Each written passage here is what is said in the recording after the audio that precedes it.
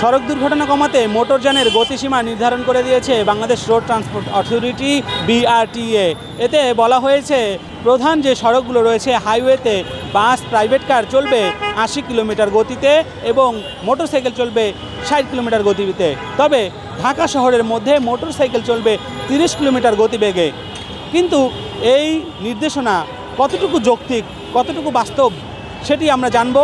একটা বাইক দেখেন 160 সিসির, 150 সিসির, 100 সিসি হয়ে থাকে, সে গাড়িটা 30 কিলো স্পিডে চালানো অবশ্যই অসম্ভব। কারণ পিছনে যে বাস প্রাইভেট কার থাকবে তারা তো গতি নিয়ে আসবে।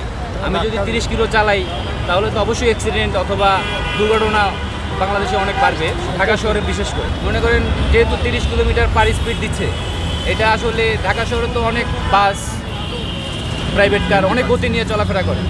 30 কিলো পার স্পিড এটা মানানসই না। 30 কিলোমিটার এটা সম্ভব না, কেননা পিছনে গাড়ি থাকে। 30 কিলো পিছের থেকে তো গাড়ি মেরে দেয়, তারও বেশি সমস্যা হবে। এবং এই পুলিশের যে ঝামেলা, বিভিন্ন ঝামেলা করে, যেমন এই সাইডে দাঁড়াইলেই কয় মামলা ওই 600 টাকা রেকার বিল করো। এই বিভিন্ন এই হয়রানি করতে আছে পুলিশে। হুন্ডা এলাকা হয়রানি করার জন্য এটা বলবো, এই আদেশ দিছে।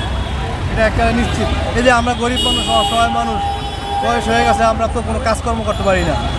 এই যে আমরা এখন চালাই খাইতে আসি, মনে করি এটা চালাই খাইতে আসি, এটা যদি এখন এত হয়রানি করে তা তো আমাদের গরিব মানুষ বাইসে থাকা সম্ভব না।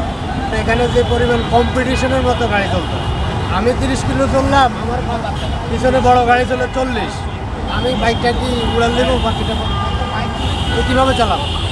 এখানে তো আমার চাপা খাইতে হবে, বড় গাড়ি নিয়ে। না, রিক্সায় যদি 30 চলতে আমরা তো 30 চালাতে পারবো না, তো রিক্সার মতো আমাদের চালাতে হবে গাড়ি। কারণ রিক্সার সাথে তো আমরা পালাতে পারবো না, কারণ আমাদের ইঞ্জিন চালিত গাড়ি। খালি সব মোটরসাইকেলের উপরে যত আইন প্রয়োগগুলা, কারণ যত আইন যদি মোটরসাইকেলের উপরে চলে তো মোটরসাইকেলরা কী করবে?